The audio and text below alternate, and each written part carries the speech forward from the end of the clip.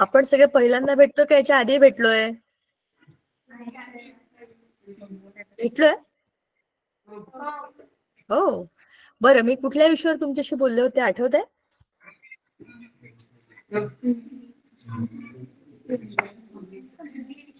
काहीतरी बोलतोय खरं, पण मला ऐकू येत नाही. नुसता काकू काकू असा आवाज येतोय. कुठल्या तरी शाळेतली दुसरी जवळ असलेली मुलं, माईकच्या जवळ असलेली मुलं. सांगू शकता का याच्या आधी आपण कुठल्या विषयावर बोललोय?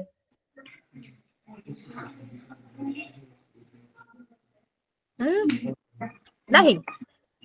किंवा काहीतरी तुम्ही जे सांगताय ते मला ऐकू येत नाही. आपण याच्या आधी विज्ञानाबद्दल आणि त्यात पण विशेष करून केमिस्ट्रीच्या धड्याबद्दल बोलायला सुरुवात केली आहे. तुमच्या लक्षात असेल तर आपल्या पुस्तकामध्ये कोणते कोणते धडे आहेत हे आपण बघितले आणि कोणत्या कोणत्या धड्यांमधला मी कुठला भाग घेणार आहे हे सुद्धा मी तुम्हाला सांगितलं. तर आपण द्रव्याचे मोजमाप म्हणजे मेजरमेंट ऑफ मॅटर या धड्याने सुरुवात करणार आहे. मी पीपीटी शेअर करते. त्यातनं आपण एक एक मुद्दा समजून घेऊया. मी तुम्हाला भरपूर प्रश्न विचारणार आहे. तुम्ही मला व्यवस्थित उत्तर द्यायची आहेत. आपण सगळे 9वीत आहोत, बरोबर ना? हो का नाही? पटकन बोला. 9वीत आहात किती? आणि इंग्लिश मिडियम वाले आहेत ना तुम्ही? सेमी इंग्लिश मिडियम वाले आहेत ना सगळेजण?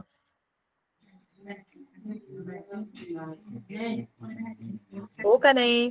पटपट बोला. हो का नाही? मला ऐकू नाही आलं.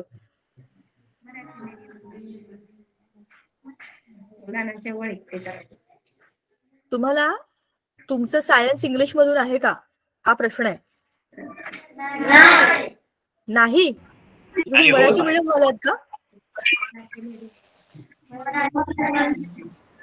इथे कोणी शिक्षक आहेत का? जरा मला तुम्ही सांगितलं तर बरं होईल. म्हणजे ही मुलं सेमी इंग्लिश वाली आहेत का, मराठी मिडियम वाले आहेत का, जेणेकरून मला तसं बुक शेअर करता येईल.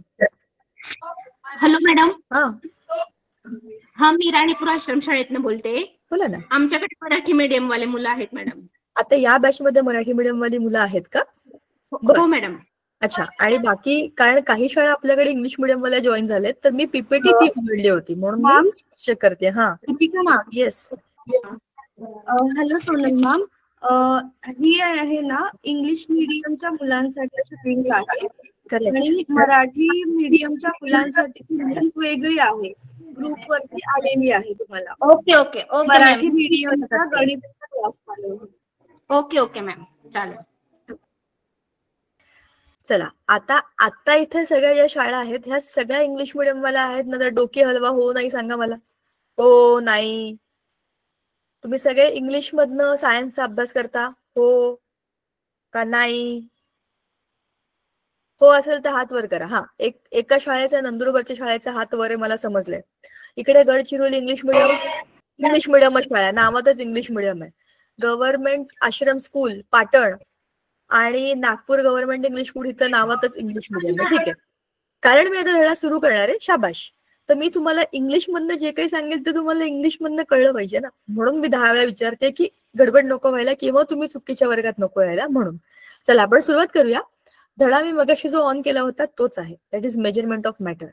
हा आपल्या पुस्तकातला तिसरा धडा आहे, मेजरमेंट ऑफ मॅटर. त्याच्या आधी मला तुम्ही सांगा जरा की मॅटर म्हणजे काय? What do you understand when we say matter? Matter म्हणले की तुम्हाला काय वाटतं? काय आहे मॅटर म्हणजे ते सांगा. चला,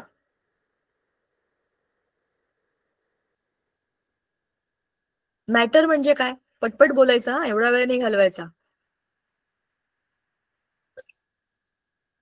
काय असतं मॅटर म्हणजे?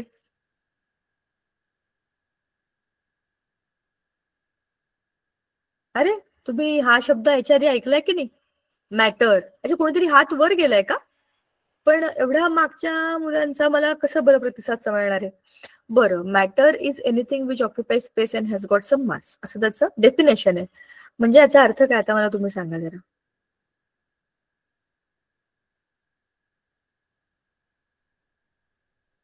कोणाला माहितीये का? जरा 2 मिनिटं तुमच्यापैकी कोणी माईक जवळ असेल तर मला जरा सांगा की मॅटर म्हणजे काय आणि तुम्ही हा शब्द ऐकलाय का? तुम्ही 9वीत आहात तर तुम्ही हा शब्द 100% ऐकला असेल. तर तुमच्यापैकी कुठली शाळा माईक ऑन करून सांगू शकते का की तुमच्या आजूबाजूला असलेल्या वस्तू कोणत्या मॅटरच्या बनलेल्या आहेत? मॅडम भौतिक वस्तू. भौतिक वस्तू. कुठल्या भौतिक वस्तू आहेत तुमच्या अवतीभोवती सांगा बरं. Chairs, tables, TV. बरोबर. या सगळ्या वस्तू ज्या आजूबाजूच्या आहेत त्या कशाच्या बनलेल्या आहेत? मॅटर. मग मॅटर म्हणजे काय?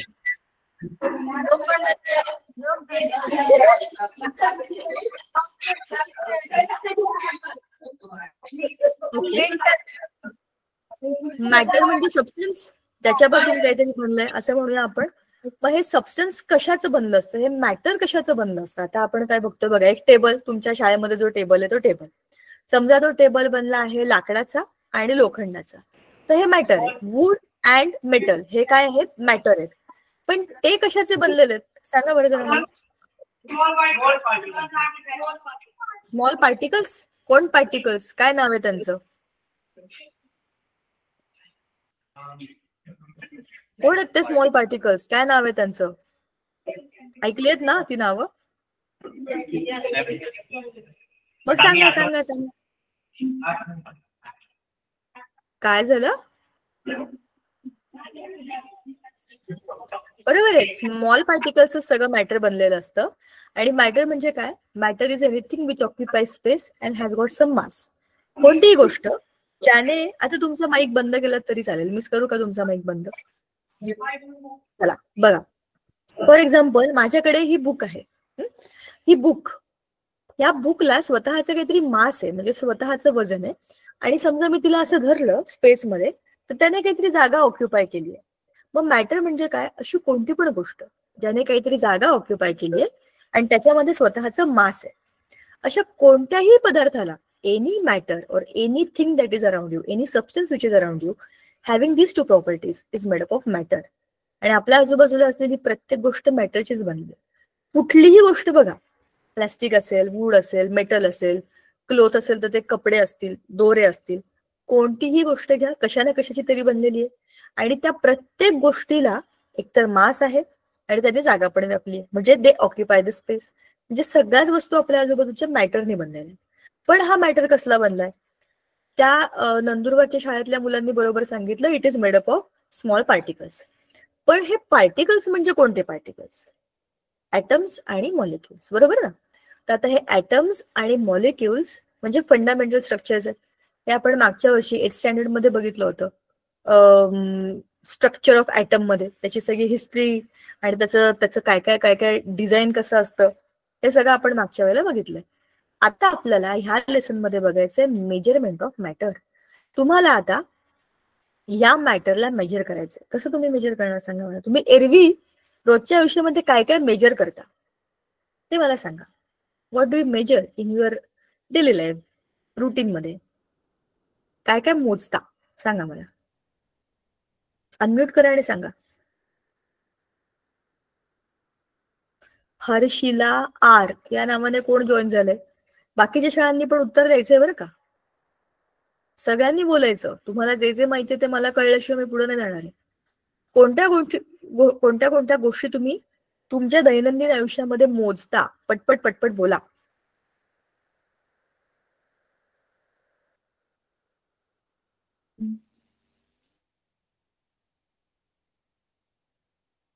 Harshada, Harshila, Nagpur government English medium school, बरीच नावं दिसतात तिकडे मला. कोणत्या तरी स्कूलने अनम्यूट करायचे आणि मला सांगायचं पटपट काय काय तुम्ही मोजता.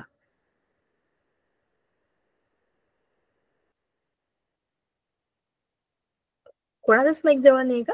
चला मी अनम्यूट करते. अच्छा, आय कांट अनम्यूट एनीबडी. चला तुम्हालाच करायला लागणार तुमचं तिकडनं. हा बोला. शाबाश. स्केलने मोजमाप करतात. शाबाश. म्हणजे तुम्ही लेंथ मोजता, हाईट मोजता, ब्रेड मोजता, म्हणजे तुम्ही लेंथ सारखं काहीतरी मोजता, पट्टीने मोजता. अजून? शाबाश. अजून?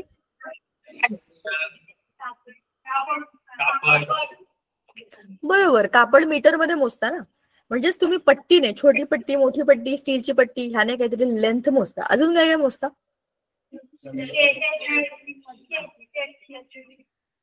काय?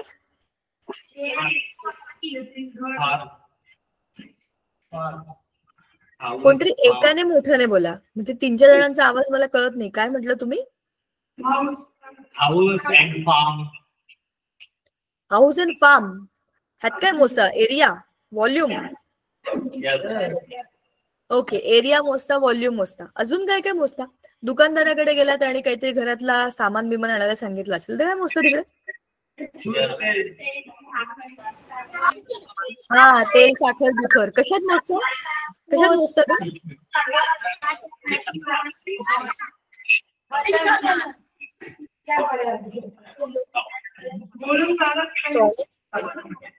कशामध्ये मोजता? साखर किंवा गहू आणायला सांगितलं तर कसं मोजता?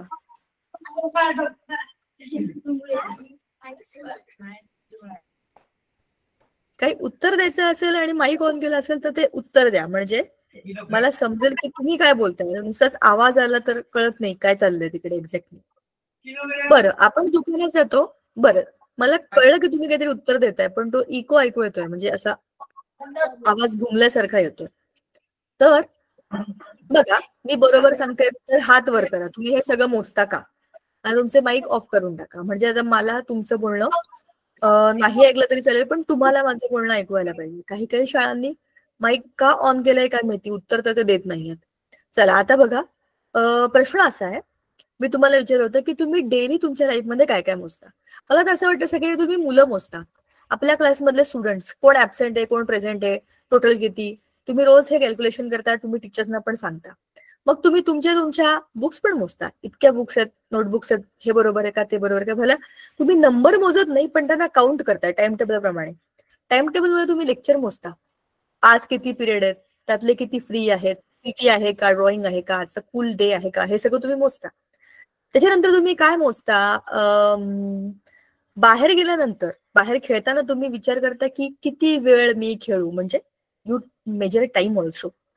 त्याच्यानंतर तुम्ही वजन पण मोजता. तुम्ही शाळेमध्ये वजन मोजता का? तुम्ही रोज वजन घेऊन जाता पाठीवरती, तर तुमच्या वॉटर बॉटलचं वजन कधी कमी असतं, कधी जास्त असतं, पाण्यावरती असतं. तुमच्या बॅगेचं पण एक विशिष्ट वजन असतं, जे ऑलमोस्ट खूपच जास्त असतं. शिवाय तुमच्या शूजचं वजन, तुमच्या चप्पलचं वजन, हे तुम्हाला फील होणारे वजन आहे. म्हणजे यू मेजर दी वेट. भले तुम्हाला त्याचं एक्झॅक्ट क्वांटिटी नाही माहिती. एक्झॅक्ट क्वांटिटीवाल्या ठिकाणी तुम्ही दुकानात जाता. 1 किलो, 5 किलो, तिकडे तुम्हाला मेजरमेंट करण्याकरता एका बाजूला काहीतरी वजन असतं, ते स्टँडर्ड असतं. दुसऱ्या बाजूला तुम्हाला जे काय हवं असं तुम्ही ते ठेवता आणि ते वजन करून घेऊन जाता. त्याच्यानंतर तुम्ही, जसं तुम्ही सांगितलं, अंतर मोजता, काहीतरी लेंथ ब्रेथ मोजता, आणि त्याच्यानंतर तुम्ही काउंट करता. पेन, पेन्सिल, ह्या गोष्टी पण इंडिव्हिज्युअल नंबर म्हणून तुम्ही काउंट करता. तुम्ही दिवसभरामध्ये खूप मेजरमेंट करता. पण या सगळ्या गोष्टी तुमच्या डोळ्यासमोर आहेत, तुम्ही त्यांना हाताळू शकता, तुम्ही त्यांना बघू शकता, एवढ्या मोठ्या त्या वस्तू. पण आता आपल्याला मेजरमेंट ऑफ मॅटर करायचंय, आणि matter is made up of atoms and molecules, जे आपल्या डोळ्यांना असेही दिसत नाहीत. त्या ॲटम्स आणि मॉलिक्युल्सचं तुम्हाला मेजरमेंट करायचंय, तर हे तुम्ही कसं करणार? For that you need to have some special instrument. Secondly, you need to have some logic. जसं आपण वजन काट्यामध्ये एका बाजूला 1 किलोचं वजन ठेवतो, लोखंडाचं, ते जे काही असतं ते, आणि दुसऱ्या बाजूला 1 किलो कुरमुरे ठेवा, शेंगदाणे ठेवा, गहू ठेवा, पिशव्यांचा आकार वर खाली होईल. 1 किलो कुरमुरे एवढे येतील, तर 1 किलो गहू एवढे येतील. तुम्ही त्याच्या हलका किंवा जड आतल्या पार्टिकल्सच्या हिशोबाने प्रमाण बदलू शकता. पण तुमचं स्टँडर्ड 1 किलो, तर सगळ्याचं वजन एकसारखंच येईल, भल्या त्याचा आकार वेगवेगळा आहे, बरोबर ना. Same is the case with the matter. तर तुमच्या आजूबाजूला अनेक गोष्टी अनेक मॅटरच्या बनलेल्या आहेत. तुम्हाला आता मेजर करायचंय त्याचं टोटल, त्याचे जे काही त्याचं वजन आहे, किंवा त्याचं जे काही रेडियस आहे, किंवा त्याचा ॲटॉमिक नंबर. तर या सगळ्या मेजरमेंटला म्हणतात मेजरमेंट ऑफ मॅटर. आणि हाच आहे आपला आजचा लेसन. आपण सुरू करूया. चला, मी आता स्क्रीन शेअर करते आणि आपला फर्स्ट जो पार्ट आहे तो ऑन करते. Measurement of matter and matter is made up of particles. Let us start. चलो, हा आपला लेसन त्याच्यासाठी आहे, लॉज ऑफ केमिकल कॉम्बिनेशन. बघा, कोणती पण गोष्ट आपल्या नेचरमध्ये कुठल्या ना कुठल्या लॉला धरून होत असते. जसे आपल्यासाठी पण सोशल लॉज असतात ते, की तुम्ही हे नाही केलं पाहिजे, तुम्ही असं वागलं पाहिजे, तुम्ही तसं केलं पाहिजे. हे लोक जे लॉ मानत नाही किंवा तोडतात त्यांना काय होते, पनिशमेंट होते. म्हणजेच हे लॉज काय आहेत, एक्सेप्टेड गोष्टी आहेत. तशाच केमिकल कॉम्बिनेशनचे पण काही लॉज आहेत जे एक्सेप्टेड आहेत आणि त्याच हिशोबाने तुम्हाला त्याचे ऑब्झर्वेशन दिसतात. सगळ्यात पहिला आहे law of observation of mass. हा बोला, आवाज येतोय ना? तुमची स्क्रीन दिसते. मी स्क्रीन शेअर केलीये. तुम्हाला माझा आवाज येतोय का? मला ते इथे शेअरिंगचा ऑप्शन दिसतोय. थांबा एक मिनिट. एक सेकंड. दिसतंय ना? Okay, good. थँक्यू. तुम्ही मला वेळेत सांगितलं. मला असं सांगितलं की मला अपडेट करता येतात गोष्टी. चला, आता law of conservation of mass. This is the very first law and very important law. हा लॉ सांगण्याच्या आधी मला तुम्हाला एक खरा किस्सा सांगायचा, आपल्या घरातला किस्सा. आपण काय करतो, आपलं घर साफसूफ ठेवण्याकरता खूप प्रयत्न करतो, पण आपलं घर कधी साफ होतं का? खूप पसारा असतो रे बाबा. आणि आपल्या लोकांच्या घरामध्ये काय कसला पसारा असतो, एकतर कपडे, दुसरं वया पुस्तकं आणि उरल्या सुरल्या गोष्टी असतात त्या असतात गेम्सच्या. त्या 3च गोष्टींचा पसारा असतो आपल्या आयुष्यामध्ये. ठीक आहे. आता आपल्या घरामध्ये असा पसारा पडलाय आणि आपल्याला आई बाबा रागवले, लवकर आवरा घरी पाहुणे येतात, त्यांच्या ऑफिस मधले कोणी बाहेर येणारे लोक जे आपल्या ओळखीचे नाहीयेत पण आईबाबांच्या ओळखीचे आहेत. ते घरी येणार म्हणलं की ते हॉलमध्ये येणार ना. हॉल मधला सगळा कचरा आपण उचलून, म्हणजे पसारा उचलून आपण आपल्या बेडरूम मध्ये आणून ठेवून देतो. ते लोक येतात जातात बोलतात, त्यांचं आवरतं. मग आपण बेडरूम मधला तो सगळा पसारा असतो सगळं आवरून बिवरून जेवण करून होमवर्क करून आता तुम्हाला बेडरूम मध्ये जागा नाहीये, मग तुम्हाला तो पसारा उचलून पुन्हा तिसऱ्या रूम मध्ये ठेवावा लागतो. म्हणजेच तो पसारा एका रूम मधून दुसऱ्या रूम मध्ये, दुसऱ्या रूम मधून तिसऱ्या रूम मध्ये फिरतच राहतो. तरी त्यातलं काय लागेल सांगू नाही शकत. तुम्ही जी गोष्ट ठेवून देता तीच तुम्हाला लागते. एखादी एक्स्ट्रा बुक असेल, आता ही मला लागणार नाही ठेवले की लगेच दुसऱ्या दिवशी त्या बुकचं काहीतरी काम पडतं. म्हणजे तुम्ही काहीच ठेवू शकत नाही आणि काहीच नेऊ पण शकत नाही. मग अशा कधीही लागणाऱ्या गोष्टी आपण काढून ठेवतो आणि त्याचा एकावर एक ढीक बनत जातो. एवढं करून पण जेव्हा इमर्जन्सी असते तेव्हा त्या वस्तू सापडत नाहीतच. हा सगळ्यांच्या आयुष्यातला सेम प्रॉब्लेम आहे. पण एक खूप बेसिक गोष्ट आहे जी आपल्या बाबतीत आहे, तीच सगळ्या जगात सगळ्या मॅटरच्या बाबतीत पण असते. जे जे आपण करतो, जे जे आपण वागतो, जसं आपलं बिहेवियर आहे सेम तसंच बिहेवियर ऍटम्सचे, मॉलिक्युल्सचे, इलेक्ट्रॉन्सचे, म्हणजे सगळं मॅटर आपल्यासारखंच काम करतात. आता law of conservation of mass काय म्हणतो की यू कॅनॉट मेक एनिथिंग. तुम्ही कुठलीच गोष्ट मॅटरची बनवू नाही शकत, तुम्ही त्याला डिस्ट्रॉय पण नाही करू शकत. You are only changing it from one phase to other. For example, I will share one example with you that will help you to understand what this law tells. That is law of conservation of mass. We will take a simple example of carbon dioxide. You must have heard of carbon dioxide. Carbon dioxide is made up of carbon plus oxygen. C plus O2 will give you CO2. Correct? So here in this reaction there are two sides. LHS म्हणजे left hand side and RHS म्हणजे right hand side. You have studied this in your maths, right? LHS RHS याला equation म्हणतात, बरोबर ना? Equation, the name itself tells you that there are two equal things, one on the left, one on the right. Now what this law states, law of conservation of mass says that you cannot create the mass of any matter and you cannot destroy the mass of any matter. The matter म्हणजे जे काही तुमच्या आजूबाजूला atoms molecules आहेत, तुम्ही त्यांना बनवत नाही. आता या कार्बनला तुम्ही बनवलं नाही, तो ऑलरेडी होता. ऑक्सिजनला तुम्ही बनवलं नाही, तो ऑलरेडी आहे. तुमच्या केमिकल रिएक्शन मध्ये CO2 बनला. CO2 इज सेम एक्झॅक्टली, एक कार्बन 2 ऑक्सिजन, एक कार्बन 2 ऑक्सिजन. हे वेगळे वेगळे होते आणि त्याच्यापासून फार फार तर काय झालं, एक त्याचा मॉलिक्युल बनला. So what you are doing, you are just rearranging the things which are there already present in the nature. हा तो लॉ आहे. So you actually conserve the mass. तुम्ही ते मास जे आहे ते कन्झर्व करता. आता एखादं दुसरं एक्झाम्पल आपण घेऊया. आपण असं समजूया एक्स प्लस वाय हे दोन रिॲक्टंट आहेत, म्हणजे जे रिॲक्ट करतात ते रिॲक्टंट. हे दोन रिॲक्टंट आहेत, त्यांनी रिॲक्ट केल्यानंतर झी हा एक वेगळा प्रोडक्ट बनला, पण त्याच्याबरोबर ए नावाचा एक गॅस रिलीज झाला. आता तुम्ही बघितलं असेल खूप साऱ्या केमिकल रिॲक्शन मध्ये CO2, H2O in the form of stem असे रिलीज होतात. पण त्या सगळ्याचं तुम्ही कॅल्क्युलेशन जर बघितलं, आता हा जो ए गॅस आहे ना, हा ए गॅस ह्याचा तुम्हाला इकडे कुठेतरी कनेक्शन नक्की मिळतं. म्हणजे हा कुठून तरी जगात ना मध्येच जन्माला नाही आलाय, इथल्या इथेच त्याचं काहीतरी चाललंय, इथूनच कुठून तरी तो आलाय आणि ह्या सगळ्याला तो बरोबर बॅलन्स करणार आहे. So mass of the reactants is equal to mass of the products. It doesn't change. You can't reduce it, you can't increase it. Total mass. Obviously तुमचे रिॲक्टंट असतात त्याच्यामुळे प्रोडक्ट बनतात आणि रिॲक्टंट आणि प्रोडक्ट हे वेगवेगळेच असतात, म्हणून तर ते केमिकल रिएक्शन शिकतोय ना आपण.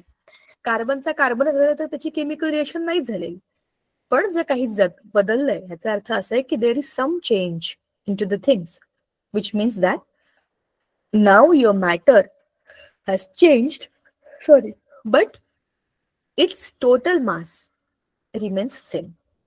हा आहे पहिला law of conservation of mass. Second is law of definite proportion. What this law is. आता हा दुसरा आणि इंटरेस्टिंग लॉ आहे. आता मला नंबर टाकते. नंबर 1. नंबर 2 इज लाल लाल रंगाने लिहिली आपण. Number 2 is law of conservation of mass, नाही, लॉ ऑफ कॉन्स्टंट प्रपोर्शन. मला जरा एक्झाम्पल मध्ये आता आपण CO2 घेतलंय, आपण इथं पुन्हा CO2 घेऊया. CO2 is one of the gases present in the air. माझ्या घराच्या आजूबाजूला जितकी एअर आहे त्या एअर मध्ये काहीतरी अमाऊंट आहे कार्बन डायऑक्साईडचं, बरोबर. तसंच तुमच्या घराच्या आजूबाजूला, तुमच्या स्कूलच्या आजूबाजूला, आणि मग नंतर आपण जाऊया MIDC एरियामध्ये.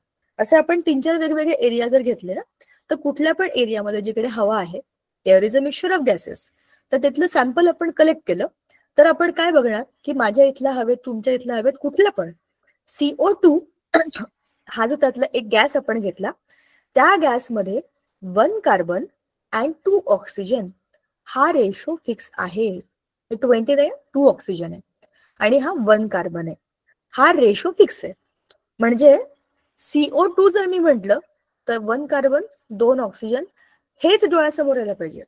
CO नावाचा, कार्बन मोनॉक्साईड नावाचा अजून एक कंपाऊंड आहे, पण कार्बन मोनॉक्साईड आणि कार्बन डायऑक्साईड ह्या 2 वेगवेगळ्या गोष्टी आहेत, हे 2 वेगवेगळे कंपाऊंड आहेत. So when I say carbon dioxide it means 1 carbon 2 oxygen. कुठे पण जा, भारतातला कार्बन डायऑक्साईड, अमेरिकेतला कार्बन डायऑक्साईड, पाण्यातला कार्बन डायऑक्साईड, बर्फातला कार्बन डायऑक्साईड सेम आहे. तसंच H2O. H2O is another best example to prove this law. See, H2O मध्ये काय, 2 हायड्रोजन 1 ऑक्सिजन. कुठलंही पाणी घ्या, गटारीतलं पाणी घ्या, विहिरीतलं पाणी घ्या, समुद्रातलं पाणी घ्या, नदीतलं पाणी किंवा पावसाचं पाणी जमा करून घ्या. You take any kind of sample of H2O and test it. 2 hydrogen 1 oxygen is constant. So what this law states that in a chemical combination or in a chemical reaction, reactants react in a specific ratio by their mass. आता हे by their mass काय प्रकार आहे हे समजून घ्या. We will take simple example of H2O. See, H2O मध्ये हायड्रोजनचं मास 1 हायड्रोजनचं 1, मग 2 हायड्रोजनचं किती असेल 2, बरोबर ना. 1 + 1 2. हे काय झालं, हायड्रोजनचं झालं. ऑक्सिजनचं किती आहे माहितीये का तुम्हाला? ऑक्सिजनचं मास किती आहे?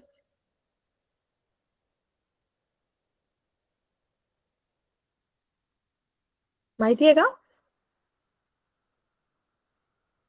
हो का नाही? Hydrogen, helium, lithium, beryllium, boron, carbon, nitrogen, oxygen, त्याचा ॲटॉमिक नंबर आहे 8. 8 हा त्याचा ॲटॉमिक नंबर आहे, पण त्याचा ॲटॉमिक मास नंबर काय, 8 आणि 8 16. हे असं लिहितात 1608. 8 is it's atomic number, but 16 is it's atomic mass number. आता याचं मास 1 आहे आणि ऑक्सिजनचं 16 आहे. तर 2 हायड्रोजनचे 2 + 16 असं गेलं तर काय होतं, टोटल इज 18. बरोबर की नाही?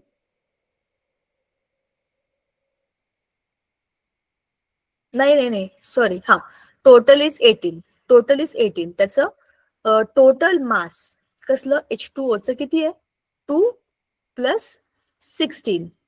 बरोबर चाललंय ना? झालं 18. आता या 18 मधले 2:18 असा जर मी रेशो घेतला, म्हणजे मी काय केलं, हायड्रोजन अपॉन H2O असा रेशो काढला. तर आता हायड्रोजनचं किती आहे वेट, म्हणजे किती आहे मास त्याचा, 2, आणि टोटल किती आहे, 18. बरोबर की नाही? पण 2/18 इज व्हॉट, 1/9. 1:9 हा रेशो आहे कसला, H2 चा विथ रिस्पेक्ट टू मास. म्हणजेच जर तुम्ही टोटल मास काढला H2O चा, तर त्या टोटल मास जर 9 असेल तर त्यातला 1 मास आहे हायड्रोजनचा. उरलेले 8 कोणाचे आहेत, ऑक्सिजनचे. असा हा लॉ म्हणतो. आता जरा हे समजून घेताना आपण आता टेक्स्टबुक कडे पण जाऊया, so that you will get to know की आपण काय बोललो. See, this is the lesson.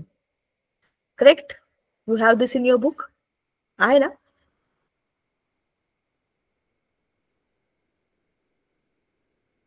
Textbook मध्ये तुम्हाला फक्त हा लेसन आहे का हे चेक करायचंय. बघा, हा आहे तुमचा lesson number 4, measurement of matter. अच्छा, मला वाटतं मगाशी मिळालं तुम्हाला 3rd लेसन म्हणाले का, sorry, this is your 4th lesson. ह्याच्यामध्ये मेजरमेंट ऑफ मॅटर मध्ये आपल्याला बघायचंय लॉज ऑफ केमिकल कॉम्बिनेशन आहे, मग शेप, मास, व्हॅलेन्सी ह्या कन्सेप्ट, आणि मग आहे molecular mass and concept of mole आणि रॅडिकल्स. सगळ्यात पहिल्यांदा तर लॉज ऑफ केमिकल कॉम्बिनेशन बघायचे आपल्याला. हा बघा, आता जर थोडंसं रिकॉल करू आपण, कारण पीपीडी मध्ये आपण सगळ्याचा एक्स्ट्रॅक्ट बघितला. आता जरा डिटेल मध्ये सगळ्या कन्सेप्ट पुन्हा बघूया. तुम्हाला डाल्टन्स ॲटॉमिक थिअरी लक्षात आहे का, कोणाला माहिती आहे का? This you have studied in your 8th standard. If you remember, then tell me, what is Dalton's atomic theory?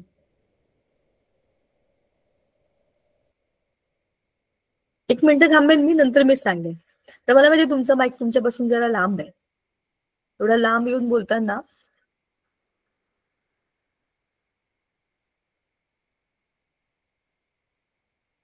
चला. हा जो सायंटिस्ट होता डाल्टन, त्याने सांगितलं होतं atoms are smallest indivisible and invisible particles of any matter. You cannot create an atom, you cannot destroy an atom. Atoms of the same element are of the same nature. Atoms of the different elements are different, right? And these atoms you can't see with your naked eyes. Many atoms come together and they form the molecules. Atoms and molecules visibly show us how the matter is. हे झालं सगळं Dalton's atomic theory जी आपण मागच्या वर्षी केली होती. How are compounds formed? Compounds are formed by 2 or more elements when they in the forms of atoms combine by some kind of chemical combination. They either take energy, they release energy, and then the atoms convert to the molecules of compounds. What are the molecular formula of common salt, slaked lime, water lime, limestone? हे सगळं तुम्ही आरामात शांतीत करा. आता आपल्याला बघायचं आहे Dalton's atomic theory is that molecules of a compound are formed by joining atoms of different atoms to each other. But how can you make them used into the measurement? How can you measure your atoms and molecules? They are the very, very small, tiny particles. These are the very fundamental parts of any matter that is around you. But you can't see them. How will you measure them? म्हणून आपल्याला या lodge of chemical कॉम्बिनेशनचा वापर करून घेता येतो त्यांच्या properties समजून घेण्याकरता. So these laws help us to understand how these atoms and molecules behave, how atoms react to form the molecules too. आता काय करायचं तुम्हाला? See, this is a very beautiful picture. First law is explained very, very well here. Now just pay attention and understand what is here. See, this is a diagram. Yeah, chalo. So this is the weighing machine. On it, there's a conical flask. Conical flask is fitted with a cork. Cork is a dhakkan of that thing. Now, in the conical flask, there's a test tube. This is the setup. In the conical flask, we have calcium chloride solution. Calcium chloride is a compound. The formula is CaCl2.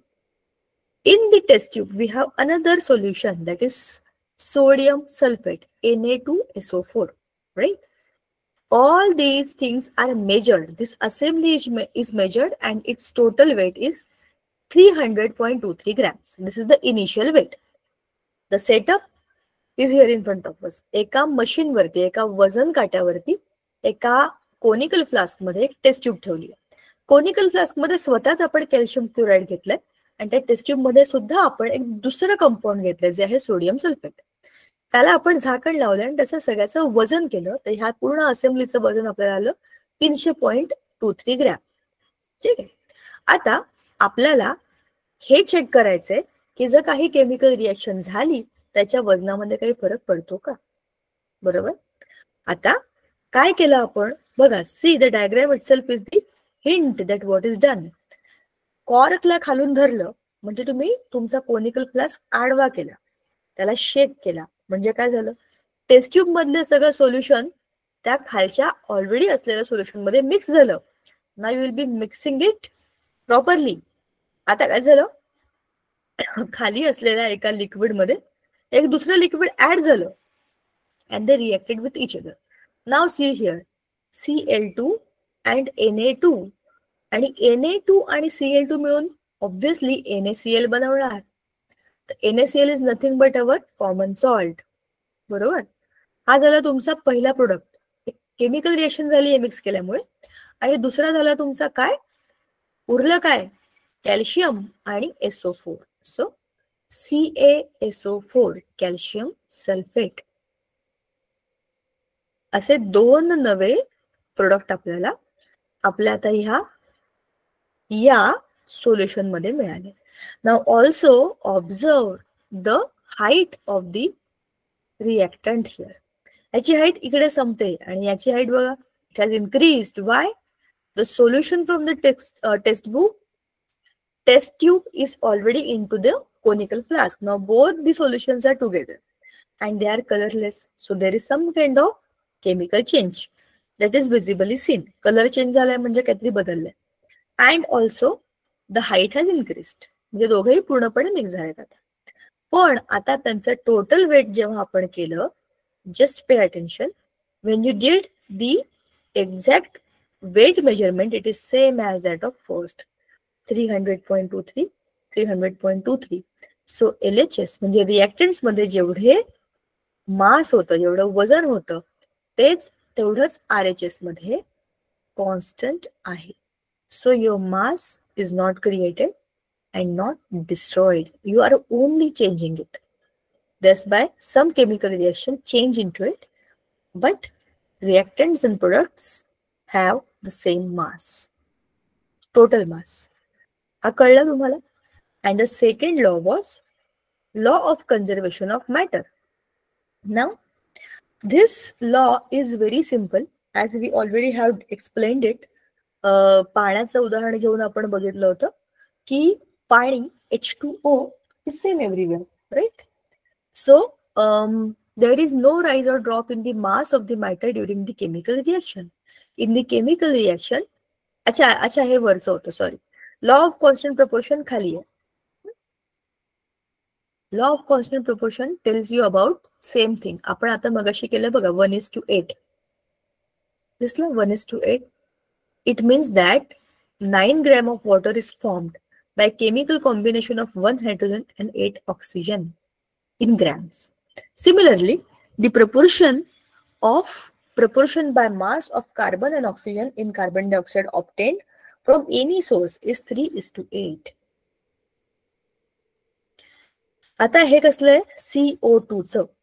वरती कसलं होतं, H2O चं. There are 2 examples. H2O. खाली आहे CO2. ठीक आहे, हा आहे हा लॉ. ठीक आहे, आता ह्या सगळ्याचं तुम्हाला जनरल इन्फॉर्मेशन जी आहे ती तुम्हाला after reading the text book you will get it very easily. It's simple. तुम्हाला लॉ एकदा कळला की काही प्रॉब्लेम नाहीये. आता लॉ ऑफ कॉन्स्टंट प्रपोर्शनचं व्हेरिफिकेशनसाठी एक एक्झाम्पल दिलंय पूर्ण. कॉपर सल्फेट घ्या, कॉपर नायट्रेट घ्या आणि मग त्याचा तुम्ही तो असा एक्सचेंज करून बघा आणि total weight will be same. हे सगळं वाचा, तुम्हाला छान वाटेल. नाव then there is atom. Atom, नाव you have to tell me. तुम्ही आहात ना का झोपल्यात? बराच वेळ मी एकटीच बोलतेय. तुमचे माईक खूप लांब आहेत, तुम्ही लोक फार सहसा बोलत नाहीये, सो मला ते कळणार नाही की तुम्हाला ते कळलंय का नाही. आपण जातोय ना पुढे, कळतंय ना तुम्हाला? डोकी जरा हलवा बरं. काय माहिती कुठे गेलात तुम्ही. चला, let me start with this. This is atom and we are talking about size, mass and valency of the atoms. See, atoms are very, very fine and extremely minute particles that we can't see with our eyes. आता atoms ना आपण याच्यामध्ये ज्याच्यात बघतोय बघा, हे जे आहे ना, हे मायक्रोस्कोपिक इमेज आहे. कसली? इरिडियम ॲटमची. आता याच्यामध्ये एव्हरी स्पॉट, ह्यातला हा एक एक जो स्पॉट आहे ना, असे टिंब टिंब जे दिसतात, दॅट इज अन ॲटम. त्याच्या आजूबाजूला अशा गोल गोल रिंग्स जे दिसतात, आपण म्हणतो ना की ॲटमचं स्ट्रक्चर कसं काढतो आपण. We draw the structure of atom like this. Centrally placed nucleus, माझं फेवरेट. आता मी जवळपास स्वप्नामध्ये पण मी हेच काढणार आहे. एवढ्यांना मी हे ॲटम काढलेत. हे this is what? This is nucleus. This is first shell, right, or orbit. Then we have second shell.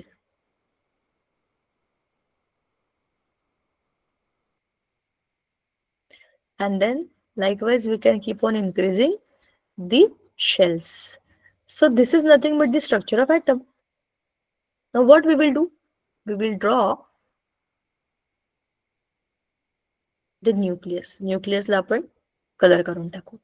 And electrons we will draw with red color. First shell मध्ये किती इलेक्ट्रॉन असतात बोला?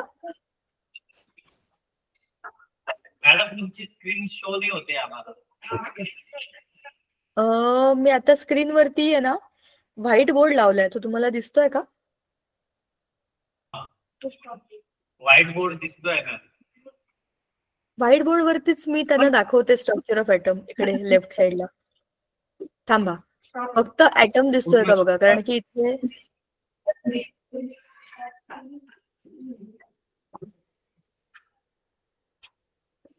आता एक ॲटम दिसतोय का एकदम लेफ्टला?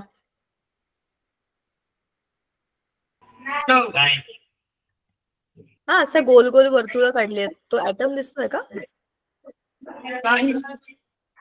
नाही दिसत. थांबा परत शेअरिंग ऑन करते मी डिरेक्ट त्याच्यामध्ये गेले होते, त्याच्यामुळे बहुतेक कदाचित ते लगेच शेअर झालं नसेल. काही प्रॉब्लेम नाही, आपण पुन्हा शेअर करूया. We will reshare it entire screen and then white. बघा, हे दिसतंय का तुम्हाला? आता दिसतंय स्क्रीन पांढरी पांढरी?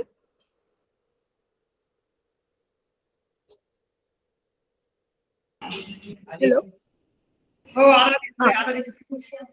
Thank you so much for informing immediately. बघा, आता मध्यभागी आपण काय काढलंय सांगा. हे मध्यभागी जे ड्रॉ केलंय ते काय आहे? दॅट इज न्यूक्लियस, बरोबर ना? न्यूक्लियस मध्ये कोण असतं सांगा.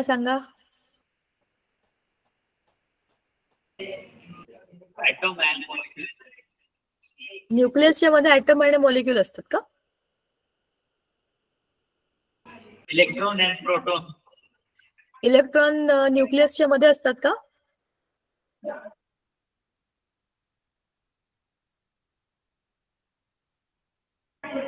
इलेक्ट्रॉन, प्रोटॉन अँड न्यूट्रॉन तिन्ही आतच असतात का?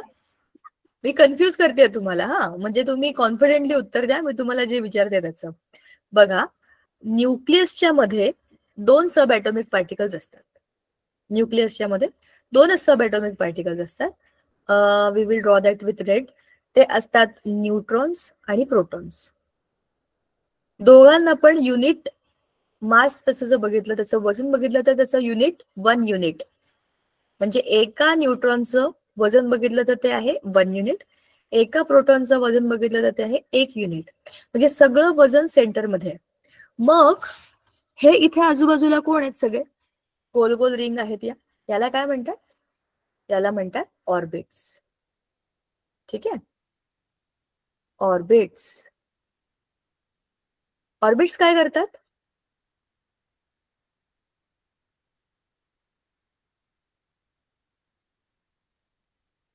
Orbits are around the nucleus and they carry electrons. म्हणजे हे कोण आहेत? छोटे छोटे मधले इलेक्ट्रॉन्स. म्हणजे आता मला सांगा, इलेक्ट्रॉन कुठे असतात? Around the nucleus in to the orbits. बरोबर ना? हे आपण 8वीत असताना आपण केलं होतं.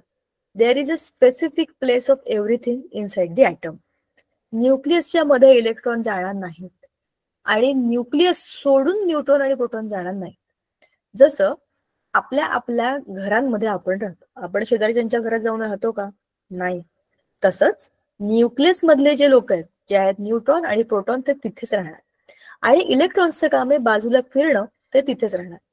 आता प्रोटॉन्स वरती पॉझिटिव्ह चार्ज आहे +1, याच्यावर -1. न्यूट्रॉनवर कुठला चार्ज आहे का? No. They carry no charge but they have mass of 1 unit.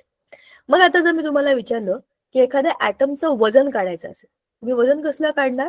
न्यूक्लियसचं. कारण न्यूक्लियसच्या मध्येच जे पार्टिकल आहे, ज्याला आपण न्यूक्लियॉन्स म्हणतो, they help in to the calculation of mass of that particular atom. But if I ask you what is the atomic number of that element, then that is number of electrons or number of protons. जेवढे electrons असतात तेवढेच protons असतात. म्हणूनच atom electrically neutral असतो. There is no charge on the atom because सेंटरमध्ये जेवढे positive आहेत तेवढेच इलेक्ट्रॉन्स निगेटिव्ह बाजूला फिरतात. पण नंबर ऑफ न्यूट्रॉन आणि नंबर ऑफ प्रोटॉन म्हणजे ह्यांचा नंबर कधी कधी सेम असतो, कधी कधी वेगळा असतो. जर वेगळा असेल तर आयसोटोप्स बनतात. आयसोटोप्सची कन्सेप्ट पण आपल्याला येणार आहे. हे तुम्हाला समजलं आपण आतापर्यंत काय काय बोललो? बघा, आपण बऱ्याच कन्सेप्ट बोललो. आपण आता 2 सेकंद इकडे बघूया. ॲटमच्या स्ट्रक्चरमध्ये आपण ॲटमच्या बेसिक फंडामेंटल स्ट्रक्चर पासून सुरुवात केली. न्यूक्लियस काय असतं, इलेक्ट्रॉन्स काय असतात, प्रोटॉन्स, न्यूट्रॉन्स, इलेक्ट्रॉन्सची जागा काय असते, न्यूक्लियॉन्स मी आत्ताच म्हणाले होते तो शब्द इथे आहे बघा. Atomic mass number is number of proton plus number of neutron, कारण की तो मास आहे. मास म्हणजे वजन. ठीक आहे. And there is third thing which is atomic number. So atomic number is number of proton or electron, that is same. प्रोटॉनचा किंवा प्रोटॉनचा किंवा इलेक्ट्रॉनचा, ह्यांच्यापैकी कोणता एक सांगितला तरी पण तो एकच असतो. ठीक आहे. And atom is electrically neutral. हे सगळं आपण आतापर्यंत बोललोय. आज आपण जे जे काही बोललो हे तुम्हाला कळलं आहे का? ह्याच्या पुढे जाण्याच्या आधी, हा टेबल वगैरे सॉल्व्ह करण्याच्या आधी आपण जो काही अभ्यास केला तो तुम्हाला कळलाय का, तरी तुम्हाला सांगा. म्हणजे मला त्या हिशोबाने समजेल की आपण असाच अभ्यास करणं सोपं पडेल का तुम्हाला आणखीन काही वेगळं हवंय. हा सर बोला ना.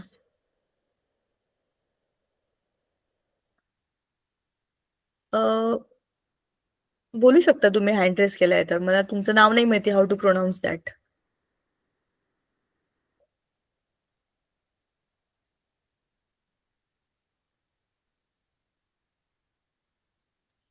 तिथे जे कोणी शिक्षक असतील, तुम्हाला जे काही सांगितलंय किंवा जे काही दाखवलंय ते बरोबर कळलंय का? म्हणजे आवाज नीट आलाय का? मुलांना ते समजलंय का? कारण की मी स्क्रीन शेअर केली तेव्हा मला तुम्ही कोणी दिसला नाहीये, म्हणून मी मुद्दाम विचारते की हे मुलांना कळलं असेल का? तर असंच पुढचा लेसन घेऊन आपण हा कंटिन्यू करू शकतो टॉपिक, का आणखी काही अपेक्षित आहे?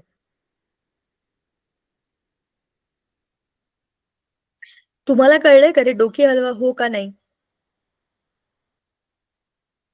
नाही कळलं? अरे बापरे. Okay, thank you. मला पण कळलं की तुम्हाला कळलं. चांगलं खणखणीत सांगितलंय. चला थांबायचं का पण मग आजच्या दिवशी? ओके ठीक आहे. चला, आपलं केमिस्ट्रीचा हा धडा आपण सुरू केलाय. Okay, thank you. आणि थँक्यू टीचर्स, तुम्ही खूप चांगले अलर्ट टीचर्स आहात. तुम्ही सांगितल्यामुळे मला समजलं की तुम्हाला स्क्रीन दिसत नव्हती, कारण मी ते सगळं काढून बिडून दाखवत होते. पण तुम्हाला दिसलंच नसतं तर मग काय उपयोग झाला असता. चलो थांबूया आपण. अजून काही शंका असतील तर ते नक्की विचारा. मी मुद्दाम थांबले कारण आपण पहिल्यांदा हा लेसन डिटेल मध्ये बघतोय आणि आपण पहिल्यांदा भेटतोय. So if you have any doubt you should tell me.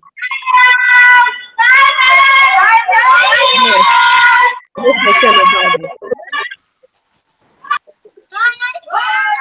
Bye bye. Thank you. Thank you Sangeeta ma'am. थांबू चला.